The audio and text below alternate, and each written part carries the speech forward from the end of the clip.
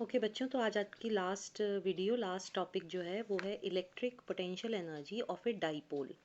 अभी तक के हम पॉइंट चार्ज के बारे में बात कर रहे थे। अब हम डाइपोल के बारे में बात कर रहे हैं, और वो डाइपोल एक यूनिफॉर्म इलेक्ट्रिक फील्ड में रखा हुआ है। मैं आपको स्टार्टिंग से यही समझाते आ रही हूँ कि कहीं पर भी पोटेंशियल एनर्जी लगने के लिए वहाँ पर एक इलेक्ट्रिक फील्ड का पहले से मौजूद होना बहुत ज़रूरी है। तो ये डाइपोल एक यूनिफॉर्म इलेक्ट्रिक फील्ड में रखा हुआ है। ठीक है, यूनिफॉर्म का मतलब जहाँ पर तुम्हारी इलेक्ट्रिक फील्ड है वो उस पूरे एरिया में उसकी वैल्यू हर जगह कांस्टेंट है। ठीक है, तो आप अगर ध्यान दो तो ये लाइंस जो हैं यूनिफॉर्म इलेक्ट्रिक फील्ड बताती हैं। ये आपको पहले भी बताया गया था कि इस तरीके की जो पैरेलल लाइंस हैं वो यूनिफॉर्म इलेक्ट्रिक फील्ड बताने के लिए की जाती हैं। तो ये आ गई तुम्हारी यूनिफॉर्म इलेक्ट्रिक फील्ड। मैं यहाँ दोबारा आपको बना के अगर दिखाऊं तो ये पैरेलल लाइंस ये बन गई यूनिफॉर्म इलेक्ट्रिक फील्ड। ठीक है, अब ये इस फील्ड की डायरेक्शन है यहाँ से यहाँ तक। एक बात अगर आपने थोड़ा रिवाइज कर रहे हो तो आपको याद आएगी कि the electric field is always directed, उसकी डायरेक्शन हमेशा पॉजिटिव चार्ज से बाहर की तरफ होती है या नेगेटिव चार्ज के अंदर जा रही होती है। तो अगर मैं इस लॉजिक को मान के चलूं तो मैं बोल सकती हूँ कि ये जो फील्ड बनी है ये या तो इस पॉजिटिव चार्ज के कारण या यहाँ एक कोई नेगेटिव चार्ज है उसके कारण बनी है। यानी मोस्ट प्रोबेबली इस तरफ पॉजिटिव और इस तरफ कोई और नेगेटिव चार्ज है। जिन दोनों ने मिलकर के ये यूनिफॉर्म इलेक्ट्रिक फील्ड बना दी है। ठीक है, यहाँ तक समझ में आ गया। अब यूनिफॉर्म इलेक्ट्रिक फील्ड बन गई। अब इसमें हम रखते हैं एक डाइपोल, और उसको हम सीधा या परपेंडिकुलर नहीं रखेंगे, पैरेलल या परपेंडिकुलर नहीं रखेंगे, उसको हम थोड़ा सा ना टेढ़ा करके रखते हैं। टेढ़ा करके रखने का मतलब है कि वो फील्ड के साथ, ये डाइपोल है, ये फील्ड के साथ एंगल बना रहा है, मान लो कितना, थीटा। ठीक है, तो यहाँ पर मैंने डाइपोल का ए पॉइंट मान लिया, यहाँ आ गया माइनस क्यू का चार्ज, याद है ना डाइपोल, और यहाँ बी पॉइंट आ गया और यहाँ आ गया प्लस क्यू का चार्ज। और ये डाइपोल की जो लेंथ है, लंबाई, याद करिए हमने कहा था हमेशा कितनी लेंगे हम, 2L। अब आप खुद सोचिए कि ये नेगेटिव चार्ज फोर्स महसूस करेगा ना इस फील्ड के कारण, किस तरफ जाने की कोशिश करेगा? पॉजिटिव की तरफ, फील्ड के ऑपोजिट डायरेक्शन में, या फील्ड की डायरेक्शन में जाने की कोशिश करेगा? आ रहा है याद, समझ में आ रही है बात?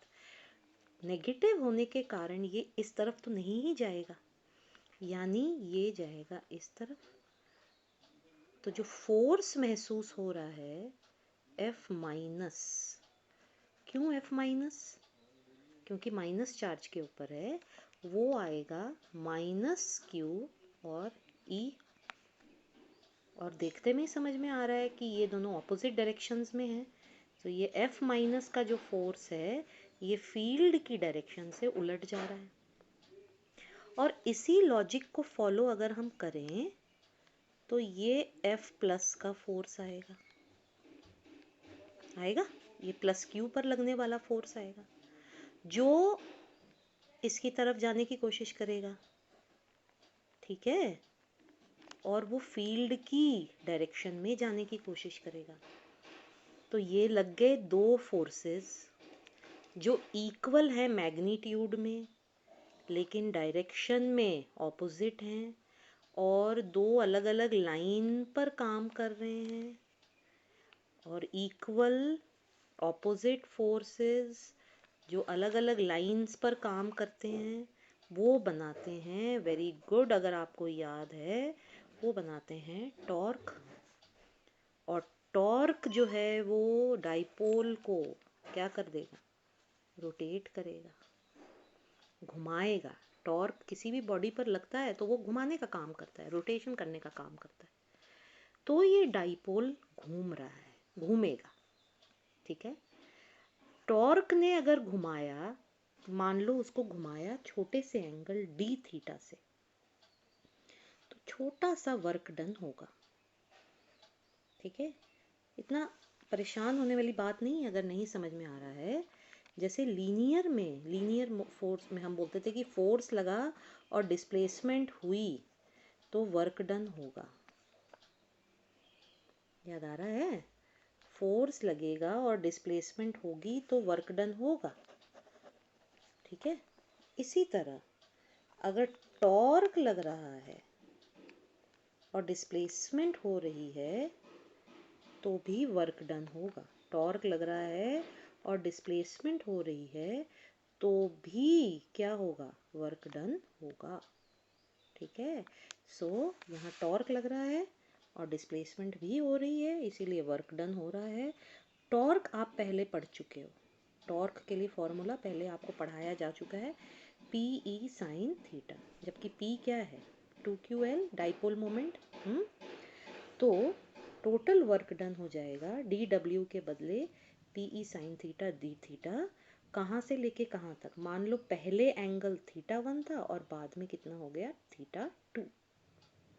अब ये हमने देखा कि यार ये तो कुछ मुश्किल होता जा रहा है, तो अपना काम आसान, मैंने आपको हर हजार बार बोला है कि फिजिक्स हमेशा आपका काम आसान करने की बात करता है। तो आसान करने के लिए हमने कहा कि चलो ऐसा करो, θ1 जो स्टार्टिंग वाला एंगल है मान लो वो 90 डिग्री है।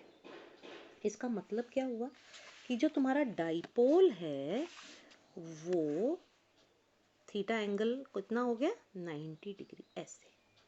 ऐसे रखा है, यानी फील्ड से परपेंडिकुलर रखा है, और उसके बाद ये थोड़ा सा घूमा। तो पहले कितना एंगल था? 90 डिग्री, और अब कितना एंगल हो गया? पहले एंगल 90 डिग्री था और अब कितना हो गया? थीटा। तो पहले वाला एंगल मान लो 90 डिग्री और अब घूम के हो गया थीटा। ये लोअर लिमिट और ये अपर लिमिट, और जब आप इसको सब्स्टिट्यूट करोगे, ठीक है, तो आपका इक्वेशन जो बनेगा वो बनेगा ये कॉस थीटा वाला। तो कॉस थीटा बन जाएगा आपका डॉट प्रोडक्ट, ठीक है, और u आ जाएगा क्योंकि this is the work done जो स्टोर हो जाएगा डाइपोल के अंदर, और वो आ जाएगा minus dot product of p and e। ठीक है, अब इसमें कुछ स्पेशल केसेस हैं, और इसमें जो मेन, बाकी तो आसान है लेकिन जो मेन बात है वो मैं आपको समझा रही हूँ कि थीटा अगर ज़ीरो है तो कॉस ज़ीरो, ये देखिए ये आएगा ना कॉस ज़ीरो 1 आ जाएगा, और 1 आने के कारण तुम्हारी जो एनर्जी आएगी, पोटेंशियल एनर्जी, वो आएगी माइनस PE। इसको मिनिमम एनर्जी बुलाते हैं। ठीक है, कई बच्चे कंफ्यूज हो जाते हैं और ज़ीरो आने पर बोलते हैं मिनिमम। नहीं, आपको याद रखना है ना, नंबर लाइन याद रखो। तो ज़ीरो यहाँ है, ये -5 है और ये +5 है, तो मिनिमम क्या है? ज़ीरो मिनिमम नहीं है, -5 मिनिमम है। बात समझ में आ रही है? और ये मिनिमम एनर्जी नेगेटिव PE आएगी, और कोई भी सिस्टम के पास जब मिनिमम एनर्जी होती है तो वो सबसे स्टेबल होता है, इसीलिए आपने इसको बुलाया स्टेबल इक्विलिब्रियम। ठीक है, अनस्टेबल इक्विलिब्रियम कब होगा? जब उसकी पोटेंशियल एनर्जी क्या हो जाएगी? मैक्सिमम। और वो कब होगा? जब वो बिल्कुल ऑपोजिट होगा, यानी ये इलेक्ट्रिक फील्ड है और तुमने डाइपोल को इस डायरेक्शन में, आप देखो ये डायग्राम आपको क्लियर समझ में आएगा। ठीक है, मैं अगर यहाँ पर आपको समझाऊं तो ये इलेक्ट्रिक फील्ड है, ये नेगेटिव चार्ज है मान लो, है ना, तो पहले ये पैरेलल, अगर नेगेटिव चार्ज ऐसे रख दिया तो इलेक्ट्रिक फील्ड से एंटी पैरेलल, और अगर ऐसे रख दिया तो इलेक्ट्रिक फील्ड से वेरी गुड परपेंडिकुलर। तो ये आ गए आपके 3 स्पेशल केसेस। यहाँ आपका चैप्टर 4 ख़त्म होता है, कल से चैप्टर 5।